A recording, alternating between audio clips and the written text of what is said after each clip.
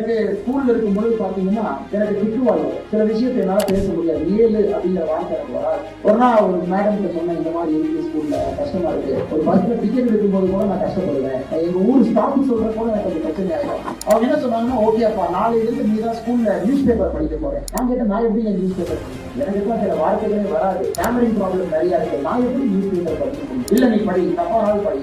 News paper எடுத்து என்னுடைய ஸ்கூல்ல முதல்ல படிக்காது. முதல் நாள் சிரிச்சாங்க, ஒரு வாரம் கழிச்சு சிரிச்சாங்க, ஒரு மாசம் கழிச்சு 50% கரெக்ட் பண்ணிட்டேன். ஒரு 6 மாதம் கழிச்சு பார்க்கும்போது நான் தான் அந்த நியூஸ் பேப்பர் படிக்கணும்னு எனக்கு ஒரு ஆசை. அன்னைக்கு யாரோ ஒரு டீச்சர் என் மேல இன்வெஸ்ட் பண்ணணும்னு நினைச்சான். அந்த டீச்சரும் கேட்டிருக்கலாம், சரிப்பா நீ ஏதாச்சும் கண்ணாடி பார்த்து பேசு, நீ ஏதாச்சும் இம்ப்ரூவ் பண்ணமா, இந்த நாட்டு மருந்து வாங்கி சாப்பிடு, நல்லா தூங்கு, அந்த மாதிரி எத்தனையோ கிராமத்துல சொல்றாங்க. ஆனா அந்த டீச்சர் அன்னைக்கு என்னுடைய பிள்ளையை கன்ஃபர்ம் பண்ண சொன்னான். நியூஸ் பேப்பர் மேடைக்கு வா, அசம்பிளி முடியும் போது டெய்லி நியூஸை படிக்கணும், 5 நிமிஷம் படி. அதனால இன்னைக்கு பல இடத்துல என்னால கான்பிடன்ஸா மைக் எடுத்து